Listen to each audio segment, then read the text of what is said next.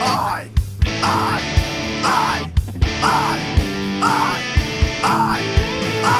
He got fired from Kane, now we ain't got no shame. So we started a pod, took Yates into town.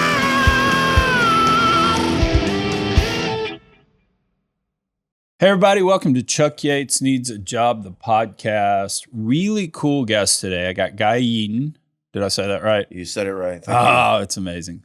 The mediation guy or meditation guy. Meditation guy. The mediation guy. We're not bringing lawyers in here to settle Yet. Yet, exactly. Perfect.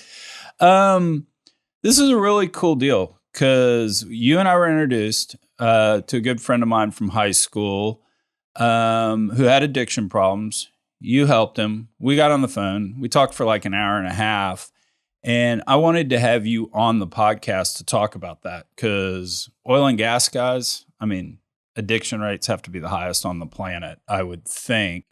So I appreciate you coming on. Yeah, you're welcome. And anything I can do to be useful, I'd be glad to. I do have quite a bit of experience. And your friend, he did a lot of good work when he was in drug treatment. And my my take is that industry could use a little disruption and actually use some help after, because there's only so much that can happen to someone, let's say in the oilfield industry, to go away for 45 days. Yeah, like it's a bit unrealistic to go, it's all good after that. And there's some sort of part of our culture that thinks, okay, send you to treatment, it's all good. It's a lot more complicated than that. Yeah. And what I try and do is work with people. I have worked in drug treatment centers, but I like to work with them after, where they really need some help and continue their momentum.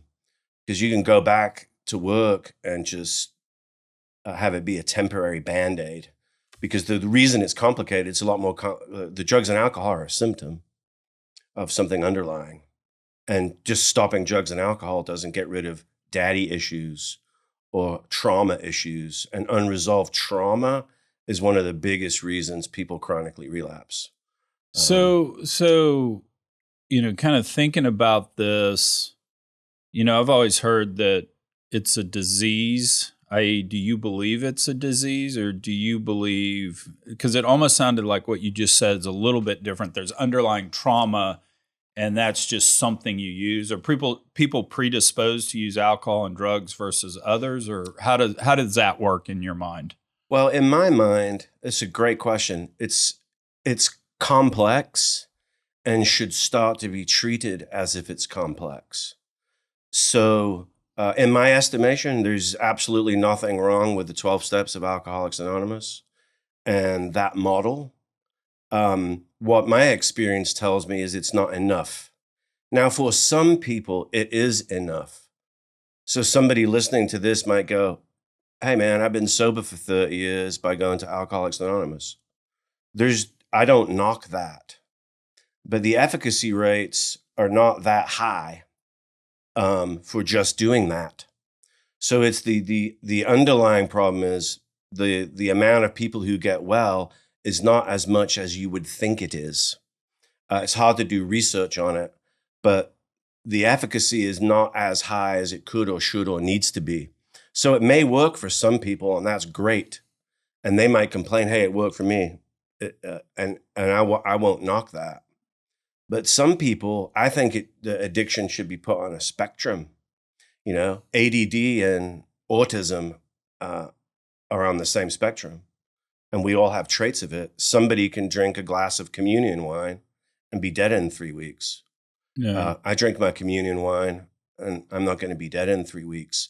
But there's a lot of, I think what needs to happen is that's a foundation. And I think Alcoholics Anonymous is intended to be a springboard. It says we know but a little. These are merely suggestions. And I think it's complicated. And one of the number one reasons for relapse is trauma. If you look for chronic relapses, and that doesn't get dealt with in the rooms of Alcoholics Anonymous. That's nothing wrong with Alcoholics Anonymous, but it's not going to treat your trauma. It's some stat like 96% of chronically relapsing addicts and alcoholics have unresolved trauma. Yeah. And that typically needs to be dealt with after they leave. but it often doesn't get dealt with, and you just have this cycle. The other thing that's interesting, there's a stat that if you have adverse childhood experiences, it's called the ACE test of 7 or higher, you have a 1,400% higher chance of being an IV drug user, heroin, for example. So to me, it looks like that population needs to be treated for their trauma. And that needs to be in addition to some of the really good fundamentals of the 12 steps and Alcoholics Anonymous. You and I may have talked about this on the phone when we talked the other day, but the Navy SEALs actually search out kids that had, or people that had traumatic childhoods, because as horrible as it sounds, they're used to running on adrenaline. You know, if you're being beaten by your father or whatever, you ran on adrenaline all the time and you know how to operate under that. So that's perfect to be a Navy SEAL when you're going in and getting shot at. And I don't know this for a fact, and I say this with all due love and respect for everybody in the oil field, because they're amazing people. It wouldn't surprise me, just kind of given the anecdotal evidence I hear, because it's really dangerous out there. You can lose your life at any given moment. Yeah. And so I wonder if Oilfield doesn't attract or even subconsciously recruit people that had traumatic childhoods. Yep. Just because of that, they know how to operate under adrenaline. And there's also some hypervigilance and some adrenaline. It's also exciting. You could have a lot of people in the oil field business who are ADD. A lot of ADD people are really good at being paramedics or something with a lot of moving parts because they can see it all. The flip side of that resilience could be, man, I'm going to be a heroin addict and live under a bridge and survive. That takes a lot of resilience. If I can be a Navy SEAL, I can also survive as a heroin addict. So it can be useful for sure, but there's got to be a way to repolarize that and make it a useful skill set rather than to burn the house down. Yeah. But I see exactly where you're going. And again, I used to work at an ADD clinic. A lot of what happens in the addiction world is it's complex. There's a lot of what we call comorbidity. Some people, the substances are the least of their problems. If I stop drinking, I could still have ADD that I haven't dealt with. I could still have trauma that I haven't dealt with. And then it becomes like whack-a-mole. And sometimes there's it's not a myth, maybe it's a hope that like, okay, I don't drink, and there's a massive payoff for it. And in many cases, there is a massive payoff. But it's not going to get rid of your ADD. It's not going to get rid of your trauma. And it's not going to instantly make you be an expert on relationships. There's a lot of other work, in my experience, that has to go on beyond, in addition to 45 days in drug treatment, in addition to going to Alcoholics Anonymous. And actually, in the big book, it tells you to see where spiritual people are, right? To seek spiritual direction. You have a spiritual director. I have several spiritual directors. It tells you to go see shrinks. It tells you to go see doctors. And I think that's the area that I have a passion for, is to get some extra help. Because my experience, I have lots of trauma. I have lots of attachment trauma. Not drinking doesn't deal with that. I've had to do other things in addition to. And a lot of that's not provided. Let me throw out one more Band-Aid, and then after we talk about this Band-Aid, just because I'm kind of interested in it, I want to go to, okay, we have a blank slate. Let's create the system to best handle this. But the other Band-Aid, I've actually read a bunch of the research just because in my career I had to deal with people with addiction, and there's actually some research out there that says, alcoholic, stop drinking altogether, never take another sip. But there's also seems to be people that control it by no more than 2 drinks a day. You can't drink, you can only drink every third day, i.e., they give themselves kind of this, what I'll call a moderation regimen, and it seems to work for them. Any truth to that? Oh, there's definitely truth to that. Is that part of your spectrum? Well, it's part of the spectrum, but it's also part of something that's controversial, which would be some version of harm reduction. In the rooms of Alcoholics Anonymous, there's no room for harm reduction. It's total abstinence. So the unintentional consequence of that is someone would be ostracized from those programs because of that. I've worked with people who have had harm reduction, and I look at how their lives are and I applaud them because they've got their relationships back. They're healthy. They're going to therapy. They're going to church. They're meditating. They're doing a lot of things that I suggest, and they're thriving, but they wouldn't really be welcome back in those rooms. And someone in those rooms might criticize them. Hey, you don't have a sponsor. You're not working the steps. It's a matter of time before it's going to blow up. And when I put the overall wellness and balance, I'm applauding them. But the typical structures for them would be, they could have some finger wagging to that. There's a great author by the name of Gabor Mate who talks about that. And I think my whole theme is additional. So 12 steps, AA, it works. It's a really good foundation, but it's also 2023, not 1939.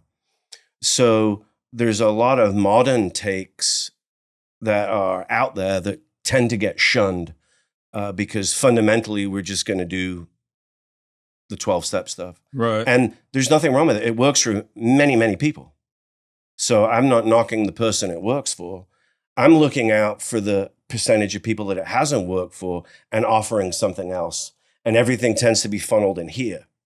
So there's something that could be more robust for want of a better word. A harm reduction to me is a good thing. Let's do this. Maybe the way to go through kind of your ideal approach is I'll start asking questions kind of just as a person. Number one, maybe to start with, how do I know I have a problem or not? So to me, I think one of the hallmarks of addiction is not knowing you have a problem. Okay. So despite having negative consequences, losing a job, getting fired, going to couples therapy, you still continue to drink. So it's sometimes hard it's not as obvious to the person as it is to their wife, for example. Right. In the 12 steps, is my life unmanageable? Does my drinking or drug use make my life unmanageable? And that's usually the measure, but it's hard to admit that. Yeah. It's a hard thing to admit. It's a hard thing to ask for help. There's a lot of shame around it. Totally. So a lot of people just kind of suffer in silence, but it is chronic and it does get worse. So the curve looks like this, and there's a lot of good help available. But yeah, sometimes it's not as obvious to the person. So I'm sitting there and my wife is saying things like, why do you have to get drunk like that? I'm showing up late to work, hungover sometimes. So I get the inkling something's wrong. I'll sit there and wake up in the morning and go, oh my God, who did I text? Or, whatever. So I start feeling that kind of stuff. Hard to admit I have a problem, but there are at least some signs popping up. I call you and say, hey, I'd like to talk. What's kind of the first thing we're doing under the Guy approach? Well, the meditate Guy. The meditation Guy approach would be sort of triage, and also be very curious, right? Because sometimes you could go to a therapist's office, drink too much, go to AA, right? Sometimes there's a knee-jerk reaction, go to AA. Go to treatment, and then you very quickly have to go, hi, my name's Guy, I'm an alcoholic. And that may or may not be true. So there's assessments to see whether you are. And certainly when you go into a drug treatment center, you're going to have to check a bunch of the boxes to get in there. You can't really fake your way in. But the other thing is to be curious, what else is going on? Like, do you have childhood trauma? Do you have depression? Are you drinking because you lost your job? Like a lot of events happen. So I think it's to triage it with curiosity. Is there really a problem, and what could the solution be? Now, a lot of people that I work with have been to treatment multiple times, and what my experience is it's the same menu over and over again. As much as drug treatment centers will differentiate that they're better than the rest, there's a lot of genericness to it. And a lot of it stops working, a lot of it's stale. And sometimes within that, it's viewed as the person has a bad attitude, right? And a lot of it has to do with, I already know this and it hasn't worked yet. But if I'm going in with just the drug angle, it's going to be just the drug angle.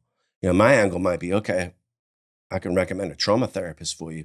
Let me help you with your 11th step, which is prayer and meditation, which is a lot of what I do. And a lot of the spiritual component of recovery, a lot of people who keep relapsing, that never gets any traction because they've never been led or guided.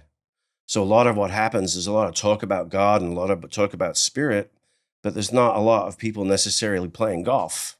There's a lot of people talking about golf, but not playing golf. Right. So, and you know, I'm going to cut you off because it's interesting you say that, because kind of my journey, and I've talked about this on the podcast before.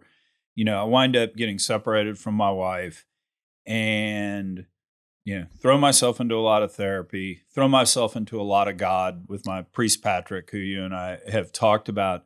And I think one of the big realizations that I had during that period was I was going to church because I was scared I was going to go to hell if I didn't. right. And that's not religion. That's not Right. spiritual. That's Right. not that's not.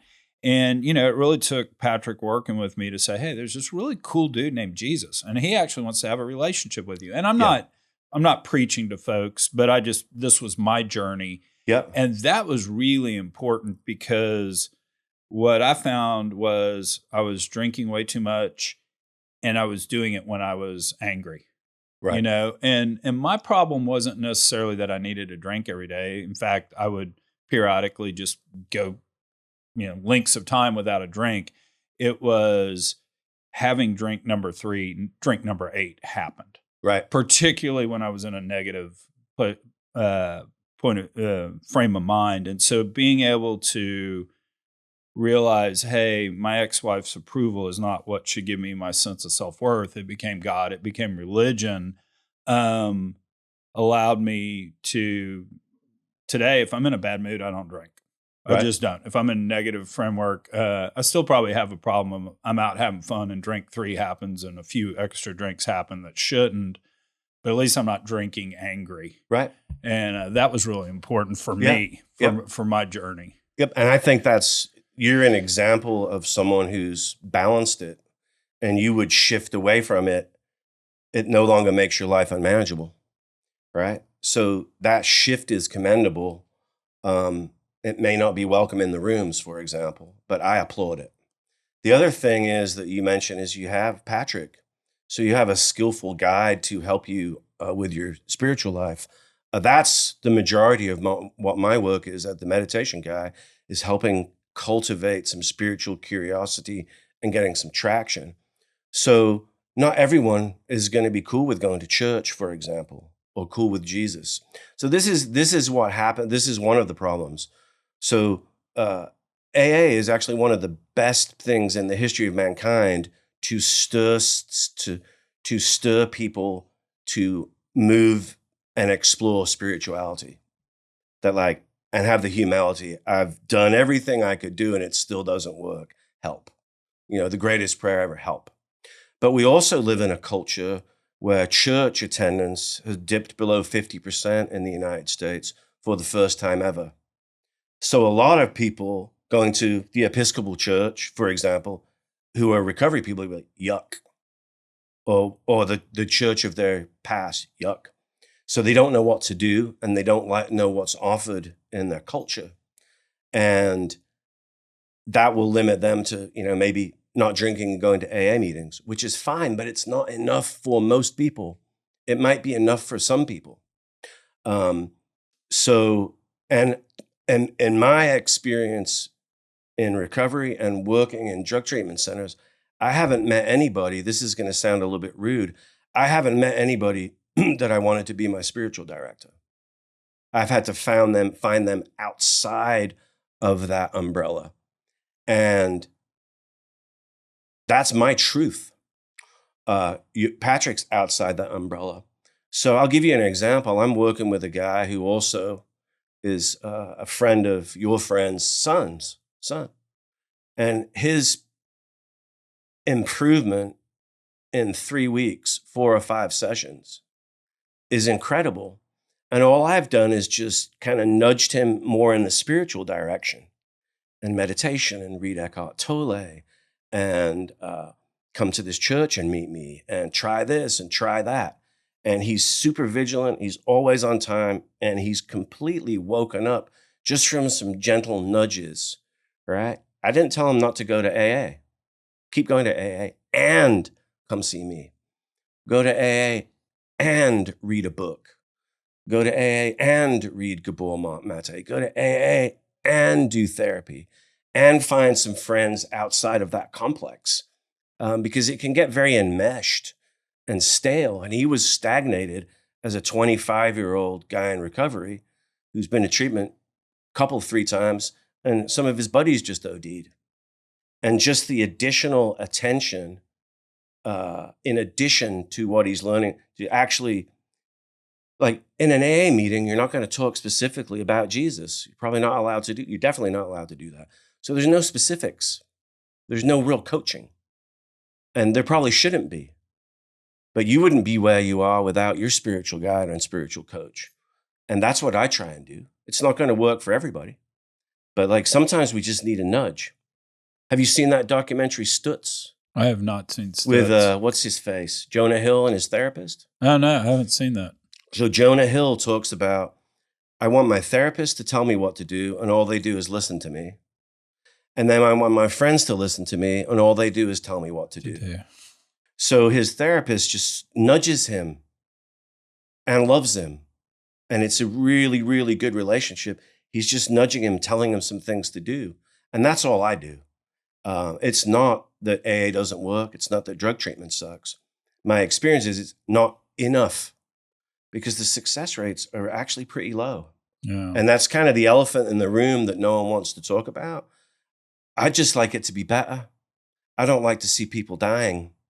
I don't like to see people stuck. And there's many people who are not stuck. But just because it works for you doesn't mean that there's not a ton of people that it hasn't worked for yet. And I'm more interested in helping that person. So may have a problem, triage, figuring out, potentially we need to get you on a religious path, spiritual discovery, potentially dealing with childhood trauma, therapist of some sort along that. What other things are you looking for to kind of help a person? Well, here's what I know about every sort of ism or diagnosis in the DSM, right? It's some sort of reaction to an underlying problem. So some people have the underlying trauma and they drink. Some people cut. Some people overeat. Some people undereat. There's lots of evidence, lots of women who get abused and raped put on weight. So is it a weight problem or a childhood abuse problem? Right. So there's some sort of symptom on the outside. But like the way my brain works, if you draw it back to sort of Kevin Bacon, the 6 degrees of separation, if you look at something like addiction, it's isolation and disconnection. All of it is some sort of disconnection. So the greatest thing, in my opinion, about something like Alcoholics Anonymous is connection. A home group, a group of people. But you can, people that it's safe, people who are your buddies that you're happy to see. That community is one of the best aspects of it. But that doesn't mean that's the only community I can belong to. And I would encourage people who love that community to branch out into other communities, a meditation community, a mountain biking community, a yoga community, right? A group therapy community, that you have more and more healthy people in your life than just one group of people. Now, some people who are alcoholics, all they want to do is hang out with alcoholics people, and that may work for them. it didn't work for me. That makes me go insane. I need more variety of that. But the disconnection is really the problem we have to solve. So it drives me crazy when we talk about Mexican drug cartels and all of this. What's the cause? The cause is you got, quote, the greatest country in the world, and people are so miserable that they're going to do fentanyl instead of go ride their bike. Yeah. They're so alone that they're going to do fentanyl instead of go hang out with Chuck and Doug and some of your buddies and play golf. So this disconnection is what we have to also tackle in this, to get people connected to themselves, reconnected to themselves, and reconnected to others. Has social media helped that, hurt that? What's your take there? I think it's hurt. My take is it hurt. Now, some people, it might help their self-esteem to get some likes on Facebook. I think there's a higher spiritual self in all of us that has to be found through not drinking, prayer, meditation, therapy. I'm a big fan of internal family systems therapy, and to find out that there's something in you that's not broken, right? And I think what social media perpetuates is the false self. And that's, she loves me not. Wow, nobody liked my new picture today. Wow, everyone's telling me I'm great. It's a bit bipolar. And I think it's very needy and can be, and can make people feel bad about themselves. Yeah. Superficial, and a big illusion that my externals will change me on the inside. Like, oh, look how great I look today. And that's going to be massively transforming. It isn't. Well, and I'm glad you said that, because my take on it has been, through all the therapy I've had, all the self-help books I've read and all, I really do think Brené Brown nailed it in terms of it's your sense of self-worth. And the only way to kind of fix that, deal with that, is talk about it. Shame hates words, right? Exactly. And so what you just said, the external is going to help the internal. It's actually the opposite. And it's me calling Patrick at 3 a.m, dude, I fucked up. And I need to tell you. And being able to share that with Patrick, and God bless Patrick. You know what he did when I shared something horrific with him?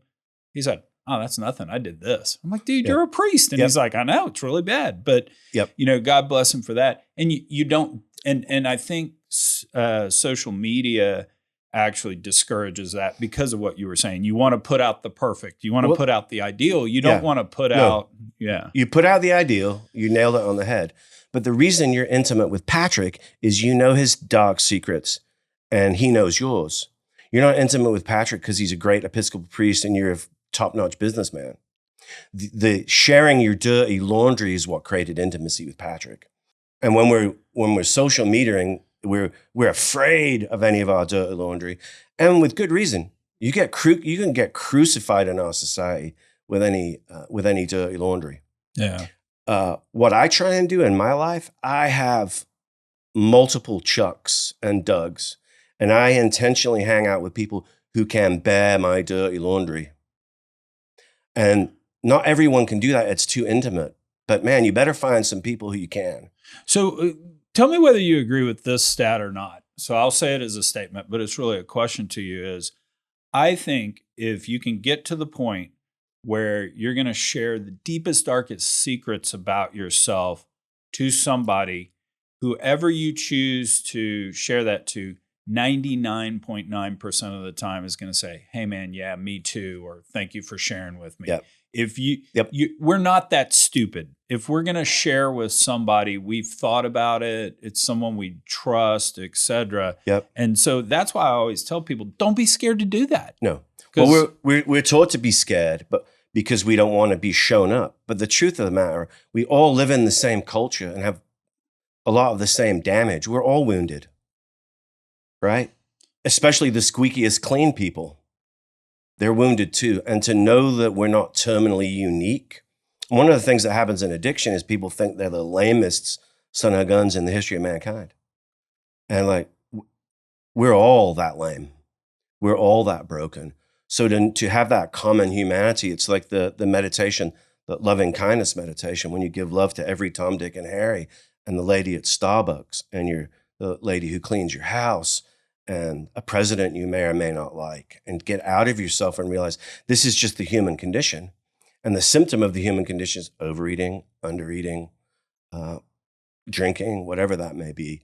I think, especially for men, this safety aspect is something I want to talk about, because I don't think it's safe in many cases for men to be authentic, because you get hammered for it.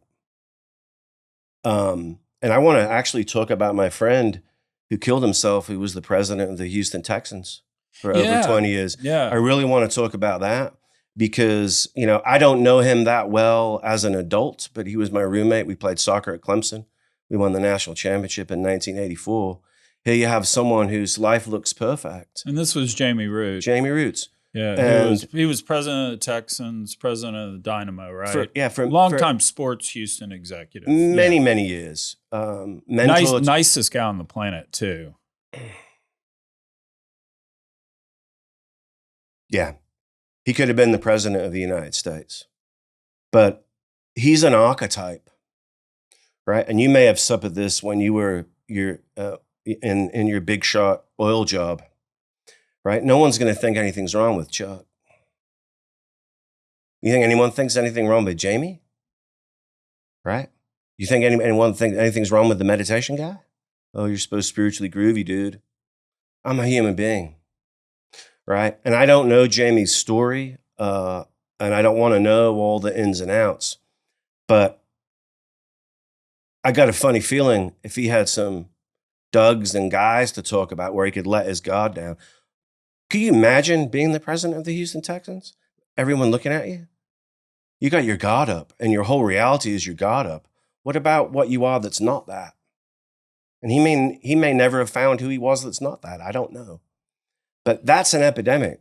One of the highest suicide rates in the United States is 50-plus-year-old white dudes, right? Which you and I are, and Jamie was. We've done what we thought would make us happy, and we're miserable. How come? I got 2 kids. I got a wife. I live in West U. What's the problem? And it's an underlying existential problem that never gets solved by managing your externals, right? Because if that was the truth, rich people wouldn't kill themselves. Rich people wouldn't go to drug rehab. Rich people wouldn't get divorced. In one instance, maybe you have more money to be more distracted, to run away from your pain, which is what all of it is. Addiction's running away from pain.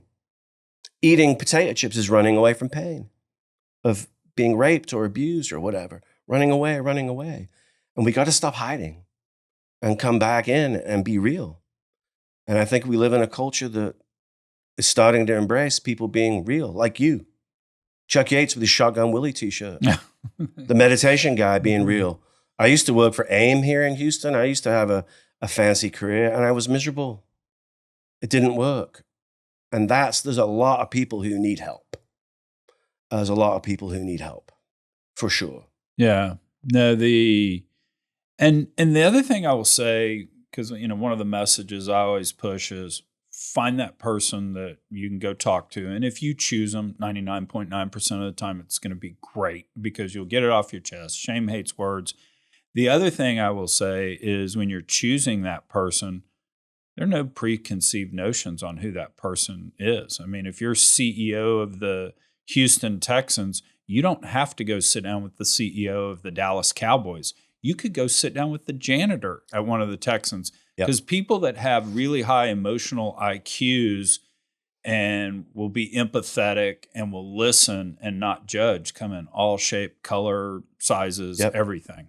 Yep. And I personally surround myself with emotionally intelligent, spiritually skillful people that feed my soul and give me energy and love me and allow me to show them my dirty laundry.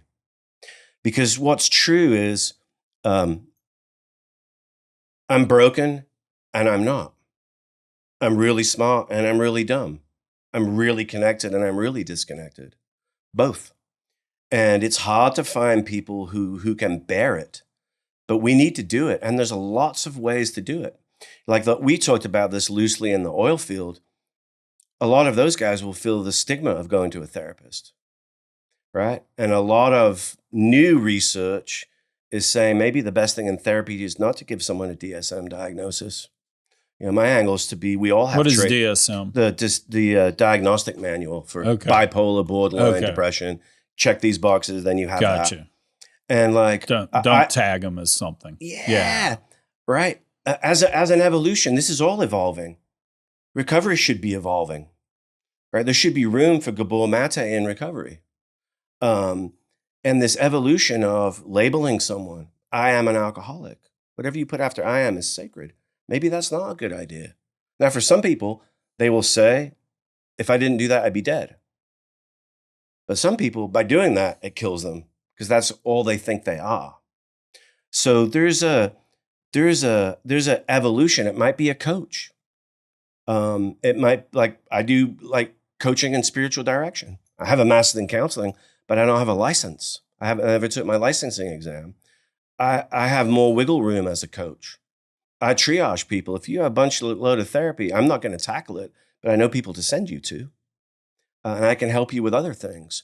So I think coaching is just not for the rich. I think sometimes maybe people in the oil field might rather talk to me than someone who's going to put them in a diagnostic box. Now, some people need the diagnostic box and the medicine, and it works for them. But I've met tons of people who didn't like the therapists, and it didn't work for them. Just as there's tons of people that AA works for, I've met tons of people who are bored with it, and it hasn't worked for them. Can both be true? So I think, when you're ready to get some help, there's many ways to be helped.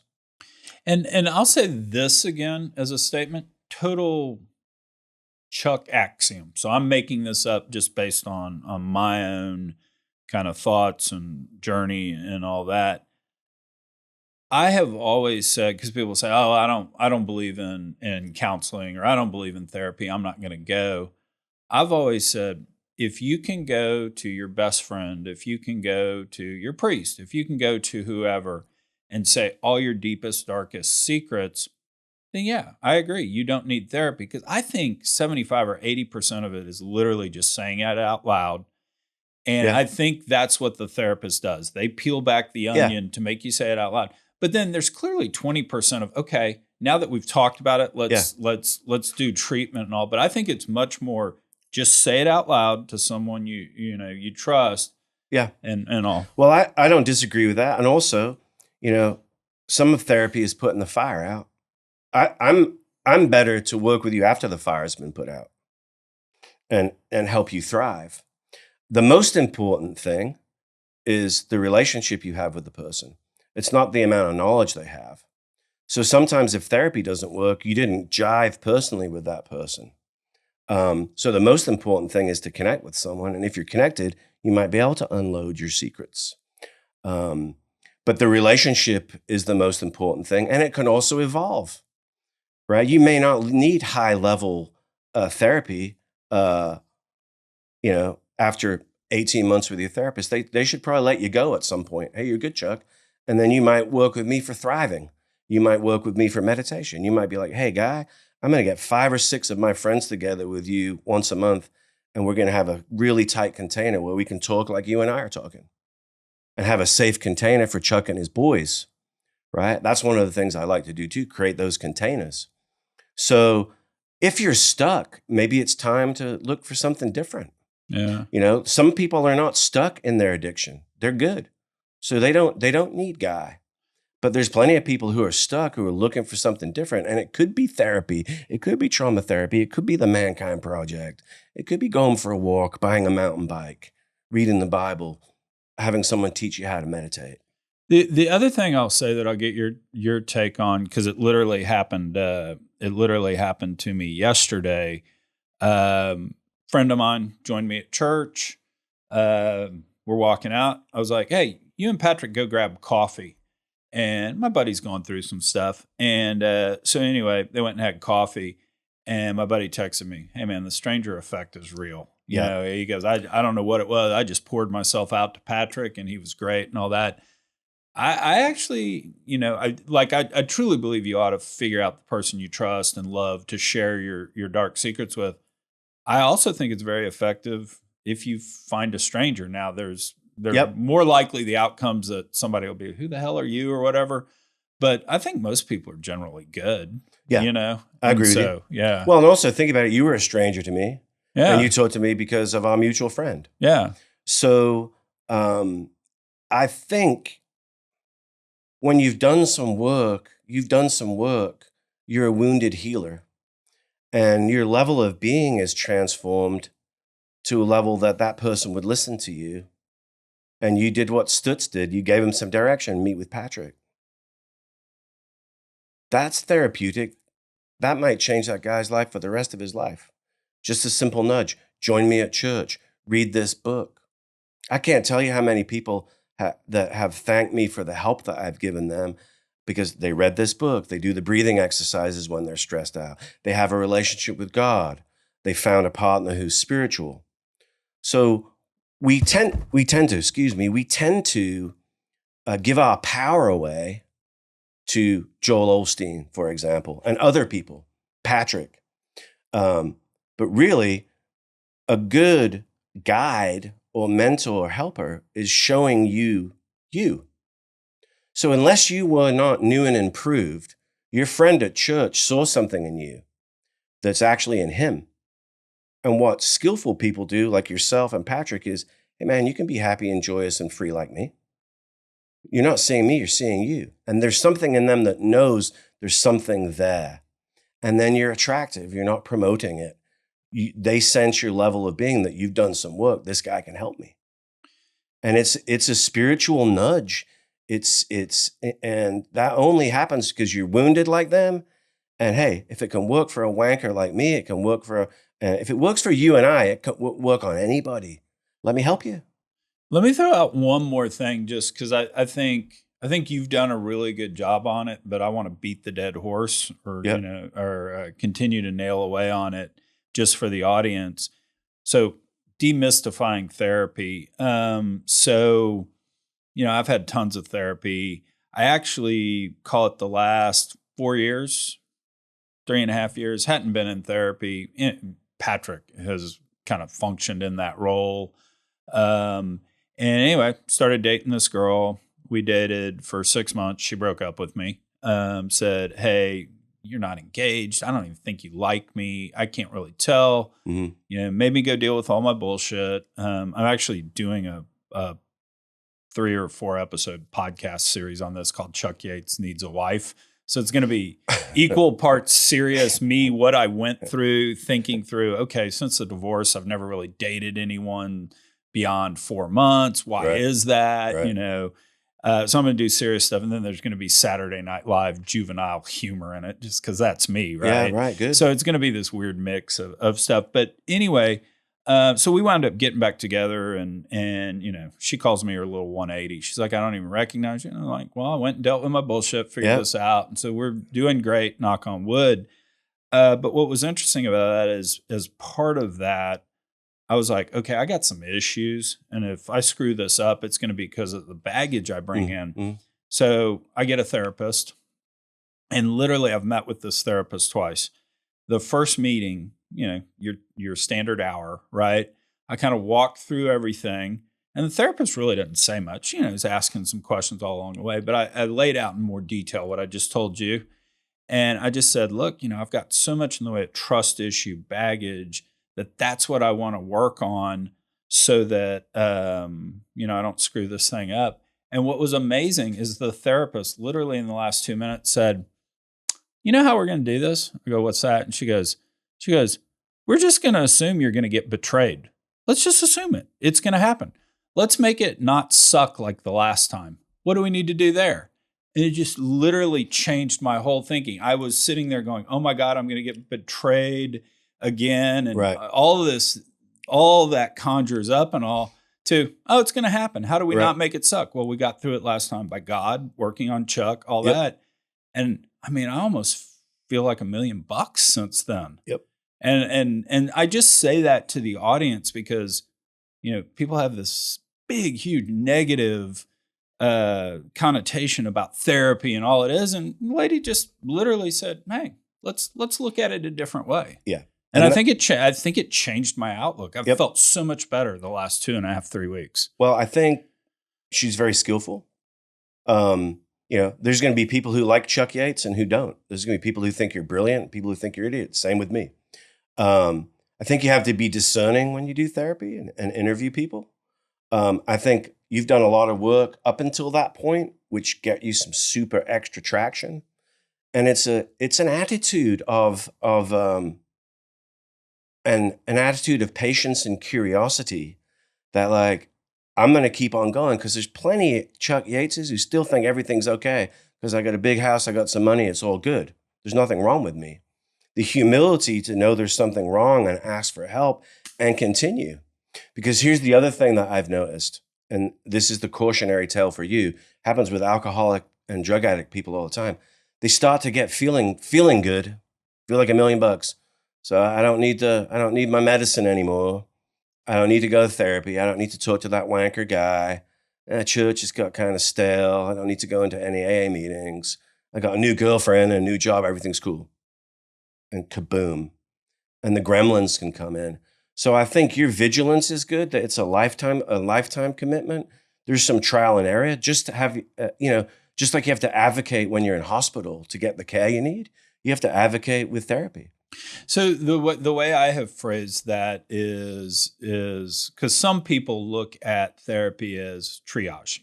Oh, I'm doing poorly, I need to go to therapy. I actually say, yeah, you need triage. That's not going to do much. Actually, when you're in a good place, that's when you have a lot of therapy, because then you can really develop healthy skills and tools. And so for you, one of the answers probably would be when things are all hunky-dory with your girlfriend to go to couples therapy. Rather than wait till she throws a coffee mug at you. Yeah. Right. And that's also a cool thing to do. I know people who do that.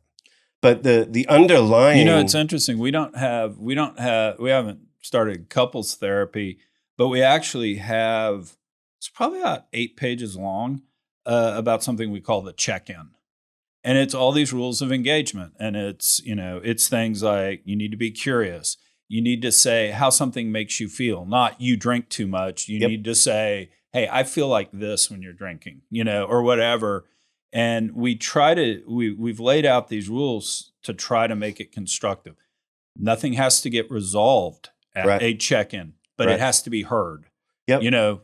Facts or feelings are facts, and stuff like that. And think about that. You've learned that. Yeah, and we're doing it while we're healthy. We did it last night. And you could over help dinner. You could help other people like that. Like if we were in a process group with some of your friends, that's money right there. Well, you don't have a PhD, LPC. That doesn't mean that you don't know anything. You know a lot. I know a lot. So the most important thing is, especially in a relationship, is that you're both doing your work. So like if I was your girlfriend, knowing what I know about you now, and I was... Well, you've been winking at me the whole show, but okay. Nudge, nudge, wink, wink. You don't see what's going on under the table either. But, oh wait, I got flustered there. Anyway, she would probably applaud your level of self-care. And that might actually motivate her to take care of herself. So think about it. If you applauded her level of self-care and be like, wow, she's taking good care of herself, she does and you do, you're probably going to be okay. One of the problems with addiction is we treat the addict, but it's a family issue. So sometimes you're the problem, Chuck, because you drink. I'm good. That's what a lot of codependence is. You're the problem, and you focus on the identified patient who's clearly a problem because he drinks too much. But like that also prevents me from looking at my own stuff. So it takes a lot of courage to look at your own stuff and take care of yourself. And the only reason I'm useful to Chuck or Doug or whoever is from the work I've done with myself and continue to do. And I'm always curious and exploring and growing. All the therapy and stuff you've done beforehand made this skillful lady have traction. It wasn't failure. It all adds up to something going, boom, that was an epiphany for me. And continue. Continue reading, continue doing therapy, continue exploring, because we are messed up. We need a lot of work over a lot of time. It's just not, okay, I feel good now. It's all good forever. You continue to take care of yourself at a high level. And that's the gift you give me, your own health, your own wellness, right? And then I'm going to listen to you because I have the same wounds. Guy, this has been great. How do appreciate you. people reach you if somebody wants to reach out? I mean, You got a website, LinkedIn, Twitter. It's actually under construction. Okay. So I'm saying they can. The best thing right now is just to text me. Okay. 512-378-3810. And maybe I can help you. Maybe I can help triage some things. Maybe I can give you a nudge. You know, if I can't, it'll be obvious. And I might say, hey, go see this person, go see that person. Yeah, that'd be probably the best way to start. Say the number one more time. Everybody grab your pen. I get a lot of people. Well, 512-378-3810. Just text me. And you can always reach out to me on LinkedIn and Twitter or whatever. And I'm have them happy go to through share. you would probably be good. I'm happy to share. And I do executive coaching and things like that as well. Recovery coaching, heavy dose of mindfulness. And I can meet you where you are. So I can work with people who are fundamental Christian here and atheists here and people who are curious about Buddhism. I have an ability to meet you where you are and make suggestions that are sort of customized to you rather than me telling you what to do. Because I did this, you should do that. So I have some skill and some nuance there in terms of guiding and nudging for sure. Very cool. Very cool. Cheers, Chuck. Cheers. Thank you for your time. Thank you for coming on. This is great. To be continued, I hope. Absolutely. Standing invite to come back. Thank you. Cheers, brother. Cheers. Thank you so much.